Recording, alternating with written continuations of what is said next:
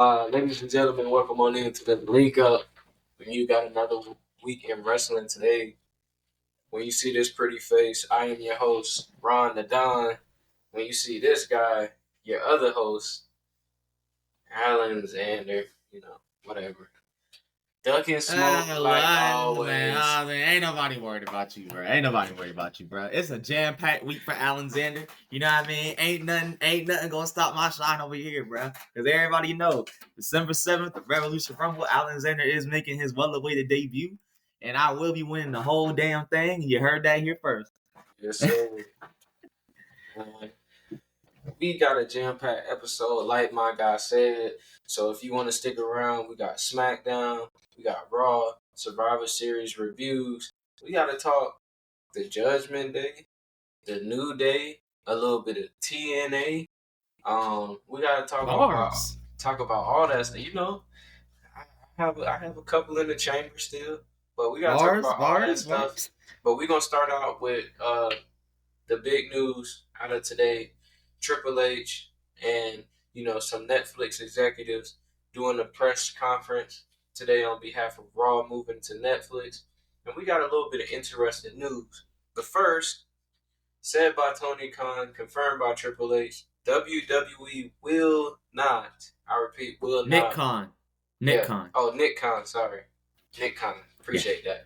But Nick Khan, Triple H confirmed that WWE will not be going mature when they head to Netflix. They still want to stay family friendly. Netflix also said that they're ready to take on Raw, despite all the concerns about the possible buffering and all of that. They said they got that covered and they ready for it. And also we learned that Pat McAfee will return to full-time commentary once that show kicks off. And we should expect more celebrity crossovers, with Raw being on Netflix. So I turn it over to you, Mr. Xander. Anything really stood out to you with all that being said and going on? That's a lot to take in, but I'm gonna just state a couple of things. All right, so let's start off with Pat McAfee.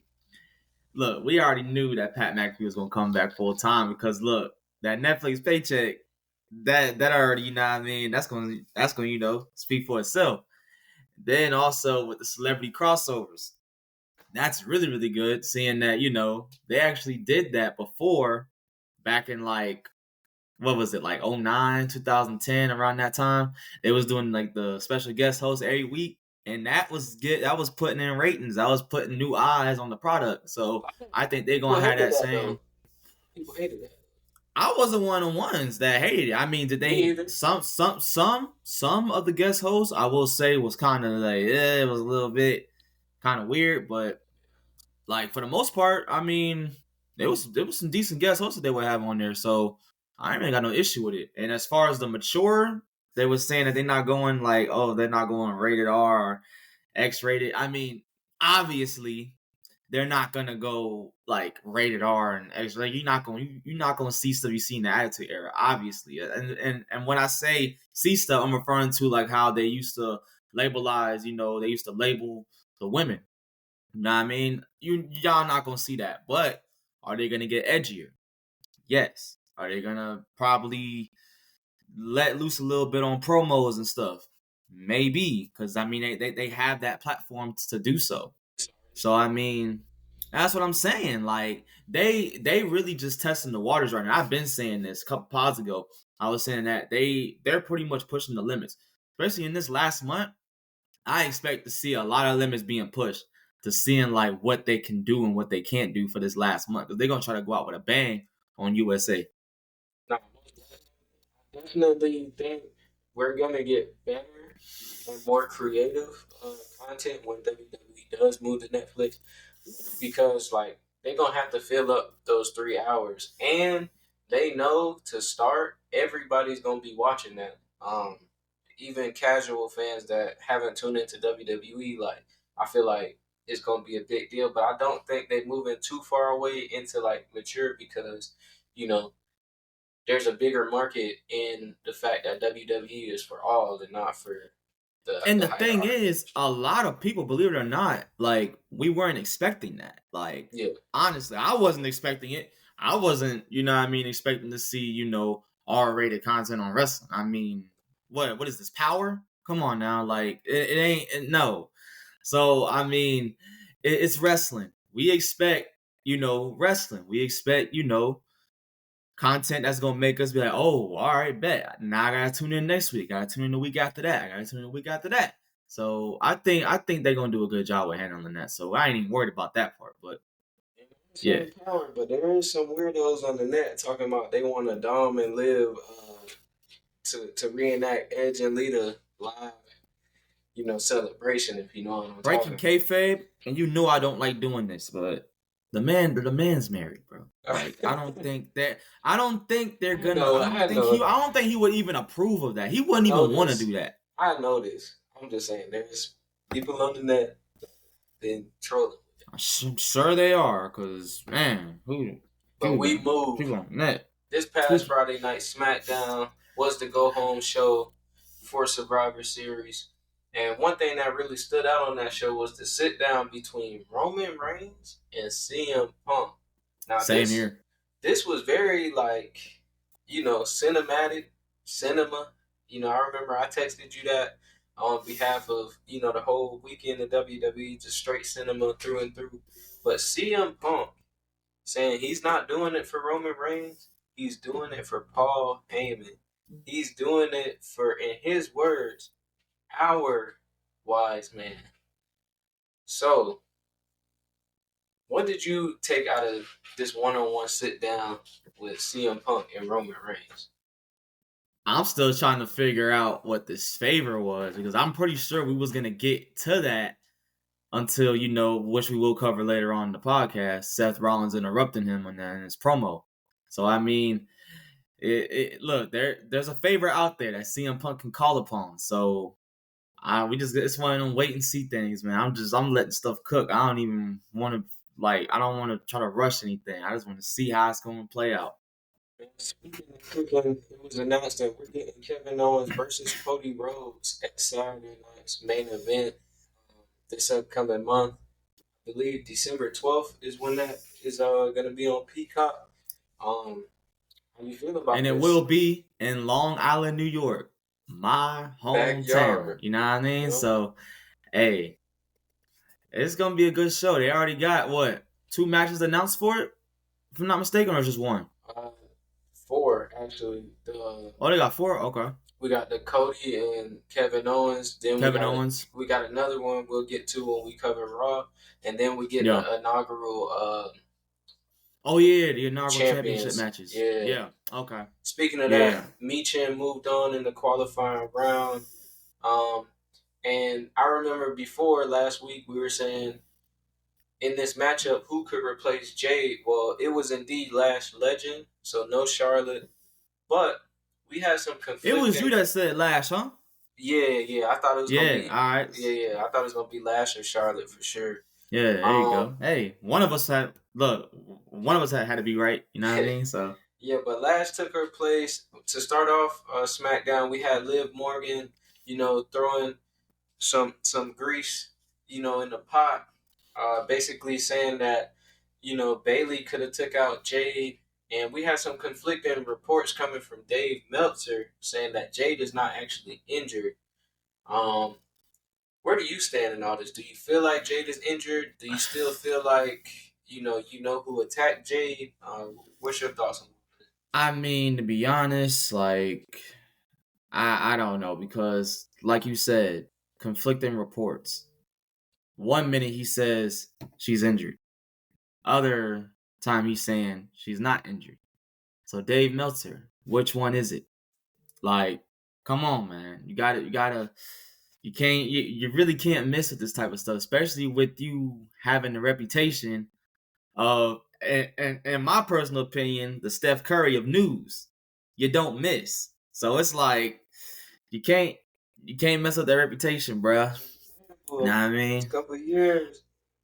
I mean, some of the reports I've been seeing, they have been coming to light, but like I was saying, you know what? That was a bad analogy. Let's not say Steph Curry. Let's say, who can we say? Who can we say? Klay Thompson. We'll just say, we'll say Klay Thompson. The other Splash brother. Now you talking about Sean Ross Sapp. But I mean, look, my opinion on that is just like we gotta just get our facts straight. Is she injured? Is she not injured? But I also got a theory. Of my own with the whole Jade Cargill situation myself. But I mean, we could talk about that in a later episode because I want to see how this next episode of SmackDown plays out, so where I can share that theory with y'all. They did not do shit with those tag team championships yet, so it's definitely a wait and see. I think they're going to though. Well, it's a wait and see. I'm definitely looking forward to SmackDown, seeing what they got on the after episode of Survivor Series. Speaking of Survivor Series, we're gonna roll right into that because Survivor Series had the correct name because not a lot of people survive coming out of this PLE.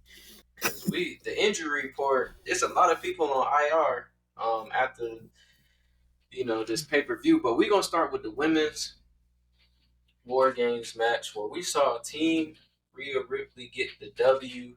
We saw Io Sky, Tiffany Stratton jumping off that cage. Tiffany Stratton threatening to cash in that briefcase. Rhea Ripley taking the mask off, even though she got the injury to the eye. Bayley proving that she could be trustworthy. All of this stuff going on. What was your thoughts on this matchup? Oh man, like I didn't watch it live because I was on the way to the watch party as it was going on. But when I got to the watch party, everybody was like, "Dang, you missed a really really good match." So solid. Yeah, I'm kind of disappointed that I missed it live. You know what I mean? So, but yeah, definitely solid from what I've seen. Because I mean, it's a War Games match. Yeah. That match is always delivered. They always cook. Definitely, but personally, start this out there right now. Next year, we don't need it. Do something different. Yeah, and I will say this though, before we talk about anything else, I just want to go on a limb and say that I myself was undefeated in my picks. So if there were parlay picks, I would have greened my parlay because I went undefeated the whole night. You can go back on the pod and see every person I said that was gonna win won. Same, because we actually had the same picks. So yeah. So hey, we would have greened our parlay. Look, we'd have been eating good. Same. Well, we're gonna see if we can do that later. But we're gonna say that for later. Next, we had the United States Championship on the line, and we got a new United States champion, Shinsuke Nakamura. New champ, new theme song, new look, new moveset, new aura, new era for that United States Championship. What are your thoughts on the Shinsuke Nakamura rebrand? Yeah, I'm digging the look, man. I also noticed he don't have the shade side no more. So I mean, hey, that's just a different look for him. But yeah, man, this new Shinsuke, I'm just glad that they finally pulled the trigger because it was like he was on his last chance, kind of like at least with me, like as far as me, giving a damn. But yeah, man, I'm glad they actually did it. I'm glad they put the strap on him, because like I said before, a title chasing LA Knight, in my opinion, is just better than a title holding LA Knight. And they may have bigger plans for LA Knight in the future, so that's probably why they made him drop the title. Hey, speaking of LA Knight, if there was one way for him to go out, at least it was in this kind of element where like Shinsuke was coming in fresh, brand new. But I just wanted to say it's just crazy because in this year we saw the real Undertaker, we saw retired Undertaker, we saw bisexual Undertaker. Now I think we seeing Japanese Undertaker. With the way Shinsuke walking around during his entrance and everything. So I'm definitely hyped for the rebrand. So can't wait to see what Shinsuke do next. After we got the triple threat match, and when I said no survivors early on, I really meant it. Braun Breaker survived. He retained his championship, but coming out of this match, it was news reported that Sheamus has broken ribs. So Ludwig Kaiser got his pound of flesh, which is crazy when you really think about it. But all in all, Braun Breaker is still your Intercontinental Champion. And that makes me wonder, what spot did he break his ribs on? I want to say either the announce table spot. I was gonna say, I think the announce table.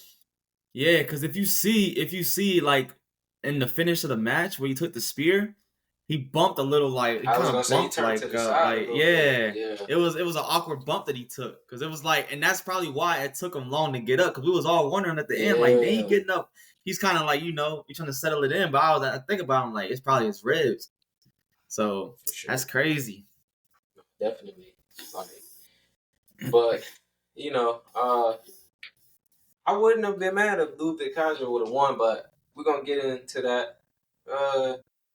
Well, now we can talk about it now. It seemed like Ludwig Kaiser, they planting them seeds, and that could possibly lead us into this next match that happened. Gunther successfully defended his championship versus Damian Priest. And before we get into that match, it was announced that Gunther has re-signed with WWE to a new multi-year contract.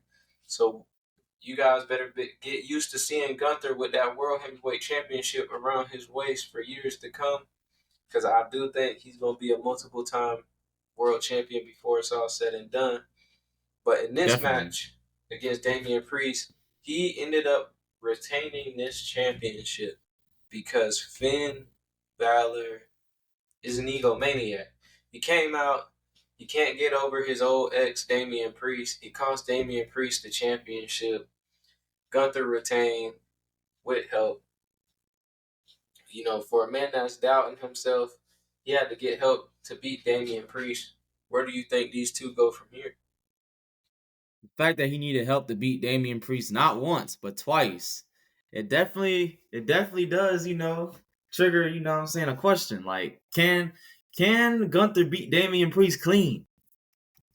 Can he beat him clean?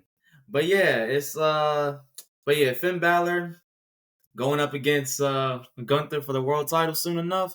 I can already see how that match is gonna play out. Damian Priest, gonna have to give him a receipt.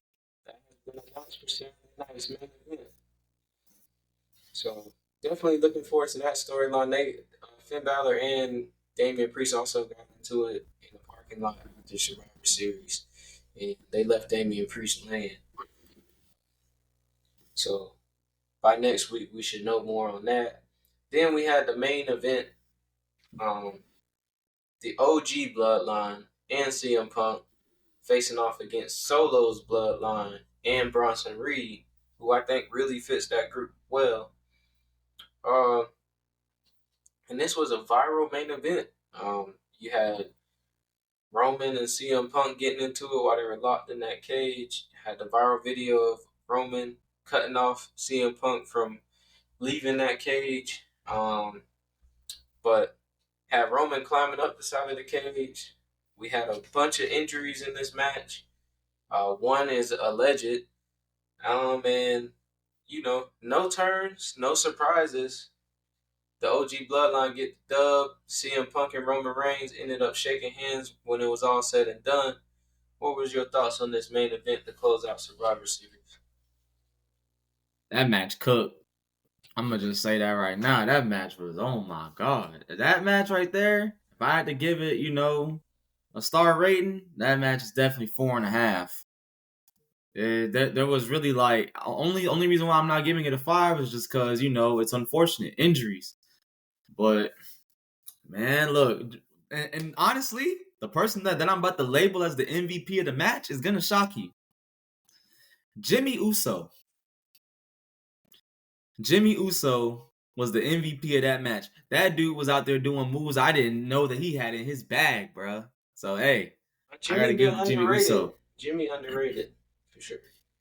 And he got his win. I mean, it wasn't a solo win, but he got his win. Yeah. You know, sticking with Jimmy, it was said by Jay after the match that when he did the dive off the top of the cage, he actually broke his toe. So, you know, speedy recovery to Jimmy. Then also when Bronson Reed did his dive and CM Punk pulled Roman out the way and he landed through the table, I think I don't know if he had a broken ankle or I know he messed up both of his ankles. So it looks I like think one of them was broken. Bronson Reed And is if gonna you be on the look, shelf. at the footage, bro, you could see he lands pretty much the same way Edge landed or Adam Copeland landed. Like, I don't know. I guess when they're doing these dives off the cage, they're landing feet first. And that is automatically going to create chaos. Like, it's going to create chaos. So, oof. I just hope speedy recovery for Big Bronson Reed, man. Then we gotta get into controversial injury because Jacob actually seemed like he hurt his leg in the match as well, but a lot of people aren't buying it. A lot of people said this was a way to protect him. The referee didn't throw up that X sign, and Jacob was able to continue the match.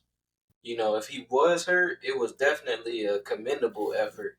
If he wasn't hurt, I actually like the way they did it. If he wasn't, you being a wrestler in training, soon to be professional wrestler making his debut, what was your thoughts? Real or fake?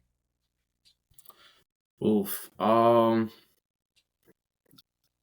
could say it's the same. It's the same like scenario that they did for him at SummerSlam, where they're really doing a great job at protecting Jacob Fatu and making him be this big monster of a man, bro. Cause like you don't want him taking a series of finishes and that killing his momentum. You know what I mean? Or you don't want him taking the pinfall, killing his momentum. So get him out the way. Give him a fake injury. But it's only so many times you can do the fake injury card where they're gonna where the fans and everybody else is gonna be like, oh, the boy who cried wolf. You know what I mean? And it's gonna be like he really gonna be injured out there, and we ain't gonna know. You know what I mean? Because the moves that this man does, high risk, high risk. I mean, the only thing that kind of made me think like it could be real was when um, I thought he was supposed to be doing the spot through the table, and it looked like they called an audible him and Bronson Reed, but maybe not. Maybe it was all in the plan. No, I think that spot was fully for Bronson Reed. I think that was fully for Bronson Reed. But I also did a mention on SmackDown that Jacob actually went out, defeated Jey Uso by himself. So they're definitely protecting him no matter what. Mm-hmm. And they're kind of protecting Solo in a weird way too, because he had to take all those finishers just to get beat. So yeah. But we'll see more of that. See what happens on SmackDown. Now, this past weekend, we also had another pay per view. It was in TNA. They had Turning Point, and we saw a TNA debut that I don't know if anybody was expecting, but I'm glad it happened. Trey Miguel wasn't able to compete, so Zachary Wentz, Kushida went and got a surprise tag team partner, and that happened to be everybody's bro, Matt Riddle, who recently debuted in TNA. What do you think this means for Matt Riddle, and what does it mean for TNA? If Matt Riddle plays his cards right, I could potentially see him being a TNA World Champion in the future. I could see it. I could definitely see it. I'm hyped for it. Oh, did my phone just die? Damn. It's all good. But yeah, man, I could definitely see him becoming a world champ and being a good acquisition for TNA Impact. Because, I mean, hey, with the road that they're going, they're gonna be they're already back. You know what I mean? They're back. Like, I don't get a chance to watch TNA on a week to week basis, and it kind of hurts my soul because they're actually doing a damn good job, and I want to see what's going on. But hey, conflicting schedules. What can you do? Conflicting schedules. I can't even watch NXT because of conflicting schedules. It's a lot of wrestling. It's one of the things you gotta catch it. But Yep. I'm happy to see Matt Riddle in NXT. I definitely think he's going. I mean, in TNA, he could make his way to NXT. With the crossover and everything. But I'm looking forward to seeing him fight guys like, Josh Alexander, Moose, maybe run it back with Nick Nemeth. So I'm looking forward to that for sure. Uh, Now it's time to jump into Monday Night Raw, which was really crazy. The night started off with CM Punk coming out, addressing the crowd, like you were saying earlier, alluding to that favor, but then got interrupted by Seth Rollins. Seth Rollins saying that the WWE is his business and he wants CM Punk out of it. Those two start to brawl. Is broken up by Sammy and Jay. Seth Rollins takes personal shots at Jey Uso, telling him to uh, go crawling back to Roman Reigns. Sammy Uso takes issue with Seth Rollins talking to his brethren like that. And then those two set up a match for later. Then we had Finn Balor trying to be the leader of the Judgment Day still, going up to Gunther, challenging him for a match. But then Gunther said he actually respects Dom more because he defeated Damian Priest. So then those two ended up uh, being in a matchup in which Gunther won. But afterwards, Finn Balor came out, gave him 3 coup de grace, I believe. And now we're getting that match at Saturday Night Main Event between Gunther and Finn Balor for the World Heavyweight Championship. Dakota Kai advanced in the first match to determine who's going to be the inaugural Women's Intercontinental Champion. Somebody attacked Jey Uso backstage. Do we know who it is? Do we don't know who it is? Sami Zayn thought it was Seth Rollins. But before we get to that, we got to really get into the talk of the night. It was the New Day, the New Day's 10th year anniversary. And after last week, they had the heated conversation, the back and forth. A lot of people thought this was going to be the night. We had a theory of our own, and I thought it was going to come true. As soon as Kofi Kingston and Xavier Woods was about to tell the crowd that there was going to be a change, Big E made his return to Monday Night Raw. Still not medically cleared, but he wanted to manage Kofi Kingston and Xavier Woods.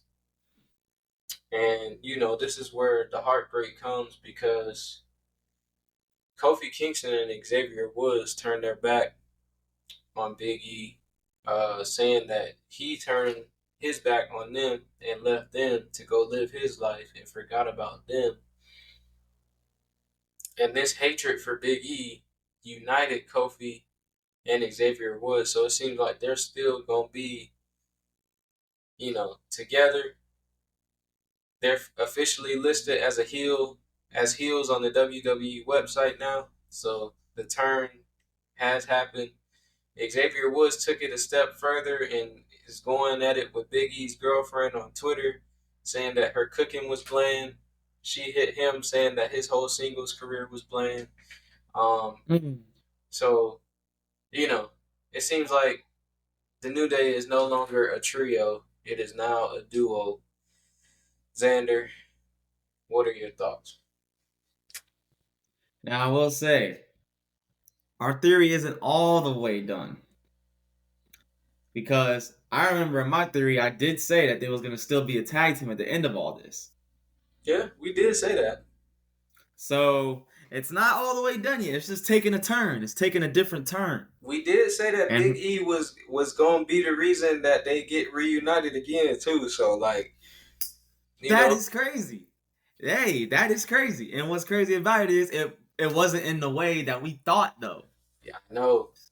But it still happened. They ended up split. Yeah, they reunited because they realized that the reason they've been feeling this way is because of Big E. Because look, before he came out, they was gonna go their separate ways, like on a mutual thing. They was gonna just mutually just go separate ways. So, I mean, hey, Big E, you had to go. You had to go, bruh. It's sad though, but He had to go. The real gem of this segment was that Kofi Kingston said, "You broke your neck, so what?" And that was heat. Off rip, that was heat, bro. he started saying to all the wrestlers that broke their necks and still came back. He threw in Kurt Angle, Edge, um, the fact that they all came back and Stone Cold. Stone Cold, and Big E never came back. And what was also crazy, you know, was the fact that when Big E tried to say no, Kofi Kingston put his hand out and didn't want to embrace Big E. And I just thought, like, dang. But this clearly, look, like, man. I think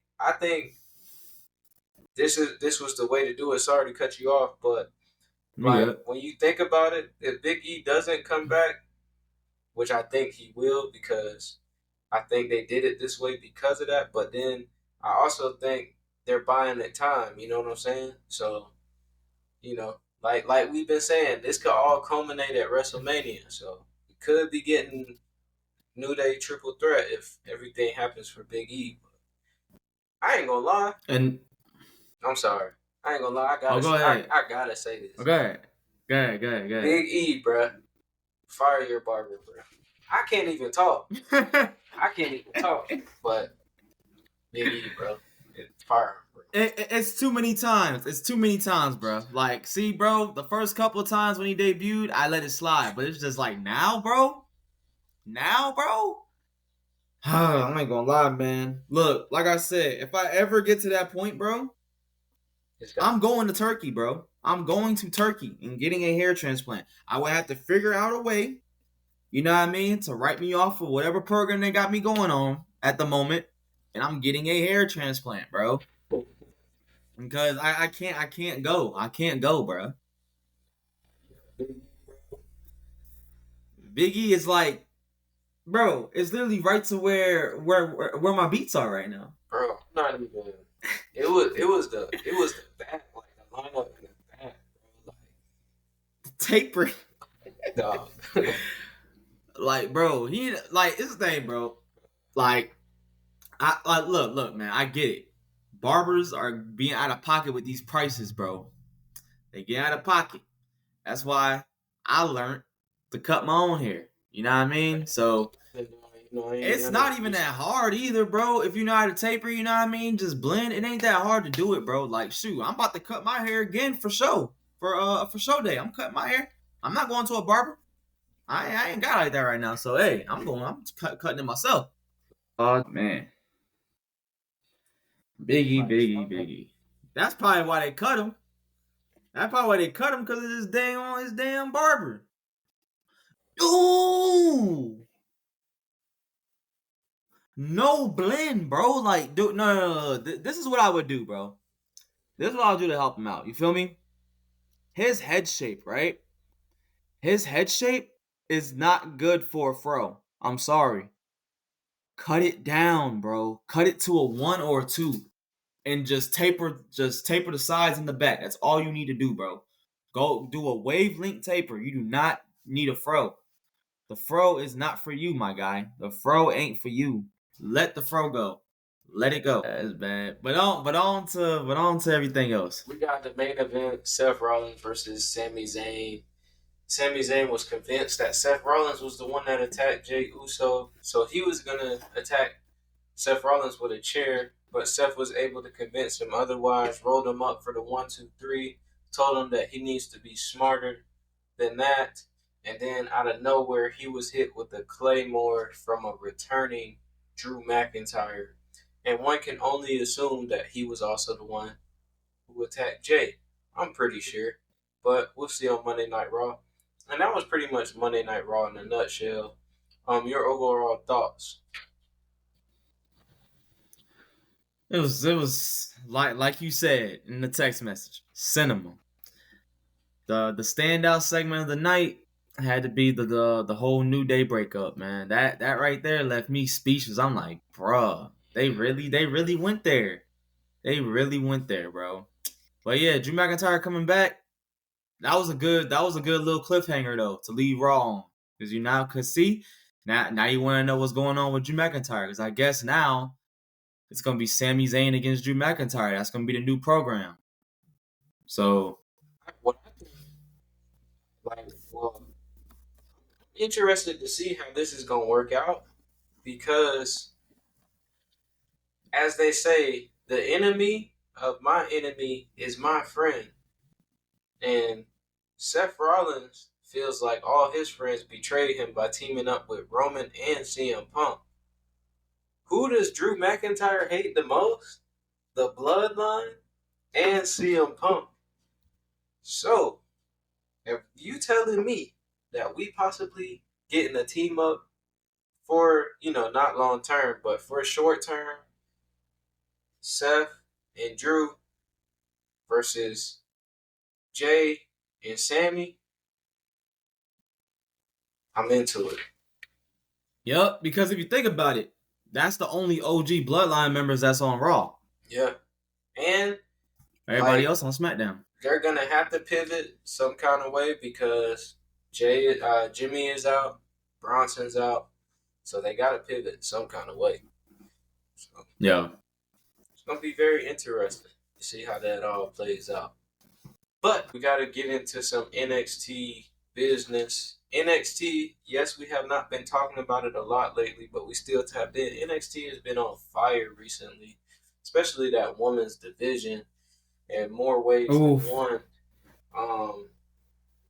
But they have a PLE coming up this weekend, NXT Deadline, which we have a new segment that we want to debut on the show called Parlay. I know that's bland, like Big E's girlfriend's cooking according to Xavier Woods, or like his singles career according to Big E's girlfriend, and like Big E's hairline according to Alexander. A whole lot of bland. And Ron the Don. Nah, it's more than bland. that junk is.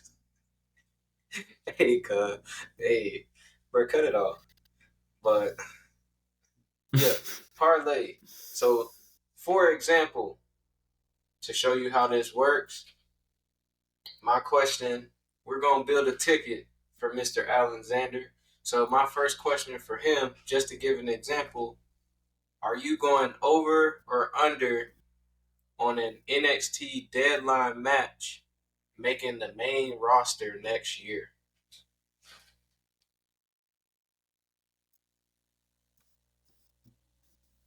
Over. So that's how it works. But now we're going to do NXT Deadline Edition. So we have 2 title matches. Are you taking the over or under on 1.5 title changes? So you have Nathan Frazier and Axiom versus the No Quarter Catch crew, and then Trick Williams defending against Ridge Holland. Are you going over or under 1.5? Under. You said under 1.5? Oh, under. Under all day. I don't think both them titles changing. Under. In our women's Iron Survivor match, do you feel like the winner, whoever wins the match, is going to have over or under 5 falls to win that match? Ooh. See, if I'm looking at the past Iron Survivor matches, you know what? I'll take the over. I'll take the over. Over 5 wins. Then you got under on the championships. So then, how will the NXT Underground match between Lola Vice and Jada Parker end? Will it end in a knockout? Will it end by referee's decision? Or will it end by submission? Knockout.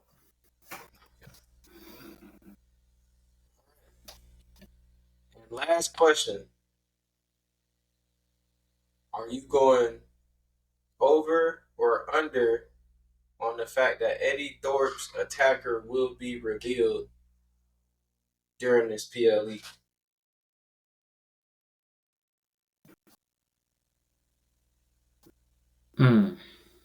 Under. I don't think it's gonna happen yet. So that was the parlays.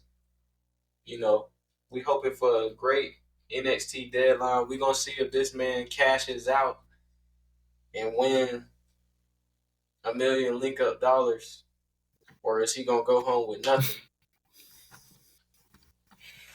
Hey, that's basically how we do that. I'm a betting man. That's in the name. All in. I'm putting all my chips in. Bro, this episode is crazy.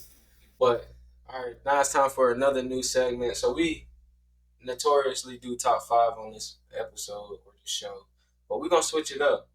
Every beginning of the month, we're gonna give our power rankings. So our top 10 wrestlers. This could be from WWE, NXT, AEW, TNA, NJPW, MLW, ROH. It could be from Wildcat Wrestling. We're gonna give our top 10 wrestlers. So that could be men, women, tag team, faction, anybody to fill that slot for the month of November. So, number 10, who are you taking? Okay, bet. All right, so number 10. Let's see. Number 10. I'm going to have to go with I'm going to take Sami Zayn. Sami Zayn. I respect it. Sami Zayn. Number 9. This might surprise you, but I'm actually going to take the Hurt Syndicate. I like what they did for the month. Hurt Syndicate. Yeah. Okay. And for my number 8 spot, I'm gonna take. This is gonna be a surprise that she's even on here because she may have not done much in November, but I think she's gonna do a whole lot in December and come in 2025. At my number 8 from NXT, Jada Parker. Man, look, let me tell you why she's on that list. Just the promo alone that she did last night, bro. Last night. Just the promo alone that she did last night. And apparently, from what I heard from people on Twitter and TikTok and everything, she did drop the N-bomb, bro. I think she did. I think she Booker T, bro. Before the cameras cut off. I think she Booker T. I don't know, because NXT pre-tape. Nah, she did. She dropped, bro. Go back and watch the video. I think she did. I think she Booker T. She Booker T and she dropped the S-bomb. So hey. Lola Vice got her really, really going crazy. Number 7, I'm sticking with NXT. I like Stephanie Vaquer. Like, she's been going crazy down at NXT. So I'm gonna put that as my number 7. My number 6, we're going with so we're gonna go to the row. Reality of Wrestling. Give me the Reality of Wrestling heavyweight champ, Zilla Fatu. Mad at it. Making some waves out here on the independent circuit. It's like I keep saying about Zilla Fatu on the podcast. It ain't a matter of if, it's a matter of when. Yeah. For the same reasons, I gotta give this guy my number 5 because it ain't a matter of if he's gonna be a world heavyweight champion one day. It's the matter of when, and I'm talking about the current Intercontinental Champion, Braun Breaker. Okay. And now, sticking with the Samoans. What are we on, number 4? Yeah. Gotta go with Mr. I Love You Solo himself, Jacob Fatu. That's gonna be number one for me. But number three, Hey, you top 5 still? yeah, yeah. Number three, I gotta go with somebody who's really been putting in work, really been carrying like half of Raw on her back. I'm gonna go with the women's world champion Liv Morgan. Definitely. Gotta give her flowers from where she was at. You know what I mean? I keep saying it, bro. Where she was at when she first jumped on the scene and how they was trying to put the SmackDown Women's title on her and everything like that. She evolved. Liv Morgan has evolved. Same with Nia Jax. You know, same with a lot of these people. They evolve in a good way. Which I wouldn't say leads me to my number 2? So at number 2, who I got, who's been making waves, turned me into a believer. We sticking, and it's no pun intended with that. This is coming from the WWE. Damian Priest at number 2. Damian Priest, we talking about evolution, someone evolving, somebody getting better and better every day. He's a prime example of how, like, I would like, my career to pan out. It's Damian Priest. Definitely. Yup. Number one for me, I think personally, I hate to do it, but it's not. It's not. It's not. It's the person that absolutely hates their guts because this has been the most entertaining person for me in November. Put Randy Orton on the shelf. Hates the bloodline. Hates Cody Rhodes. Will be challenging for his WWE Undisputed Championship in a couple of weeks. Number one, I gotta go with Kevin Owens. So he takes this, throws it. That's how he's doing it. He does the ones. But no, he don't like them boys. Those the ops. But yeah. Yeah. So we got Kevin Owens, we got Damian Priest, Liv Morgan, Zilla Fatu. No, Jacob Fatu. Jacob Fatu. Sorry. Mm-hmm. Number 5.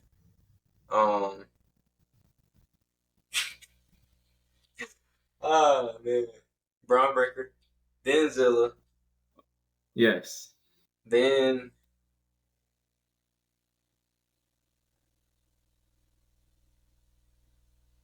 this is crazy. Well, you're baked. Technical difficulties, ladies and gentlemen. He doesn't even remember his picks. Oh, he's fried. He's fried. Stephanie Becker. Time to go to bed. Stephanie Becker. Yes. Then Jada Parker. Then the Hurt Syndicate. Then whoever you said first. Let's see if damn. You got me stuck. Dang, you got me stuck. Oh, who did I say number 10? I don't know.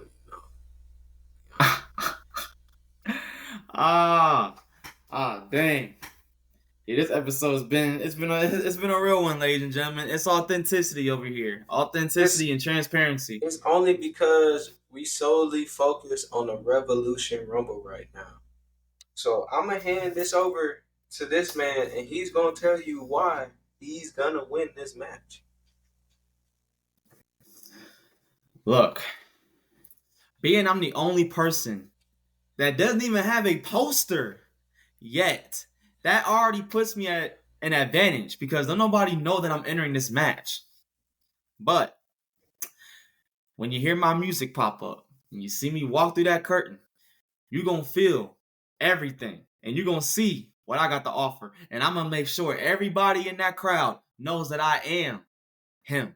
I am the golden ticket. And I am Mr. All-in-One from the 6-3-1. Alexander. And I've been working on the little. I don't think it's gonna be this though. I think it's we working on that though. I think I was thinking about something like this. You know what I mean? Like this is something. I was thinking about that. Trying to make an A and an X, but then that just ain't looking right. Yeah, I'm just gonna stick with something like this. Like you know how AJ Styles was like that. So do that. You don't want to like take that. All right.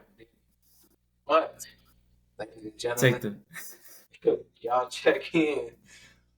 Y'all stay locked in with the link up. Y'all stay locked in. All I'm gonna say is this. I'm either gonna pop up on the next week podcast, happy as hell, or you gonna see me kind of salty. So either way it go, you gonna know how the Revolution Rumble went down. You know what I mean? By my facial expression. So we gonna see. Y'all tap in if you're in the Louisiana area. Y'all go to that. Get your tickets now. And not only are you getting a Revolution Rumble match with me debuting, you're getting the first ever steel cage match in Wildcat Sports history, and you're getting a tag team title match, which is going to be in a tables match. So hey, come on now, you're getting a tables match. Yeah, lock in.